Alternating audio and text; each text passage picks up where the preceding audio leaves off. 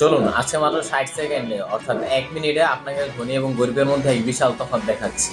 সর্বপ্রথম গরিবরা ভাই প্রচুর অলস হয়, কাজ করতেই চায় না। আর ধনীরা তাদের কাজের প্রতি কোনো অলসতা দেখায় না, ডিসিপ্লিনের সাথে কাজ করতে থাকে। দ্বিতীয়, গরিবেরা অন্যদের ওপর দোষারোপ করে, ব্লেম আদার্স। নিজের ভুল থাকলেও মানুষকে দোষারোপ করে, এরা কখনো নিজের ভুল মেনে নেয় না। আর দ্বিতীয়, ধনী এবং গরিবের মধ্যে পার্থক্য হচ্ছে ধনীরা সবসময় দায়িত্ব নিতে শিখে, টেক রেসপন্সিবিলিটি, সবসময় দায়িত্ব নেয়। তৃতীয়, ধনী এবং গরিবদের মধ্যে পার্থক্য হচ্ছে গরিবরা প্লে ইট সেলফ, অর্থাৎ নিজের কাজই নিজে করে, অন্যের কাজে যে সহযোগিতা করবে তা করবে না।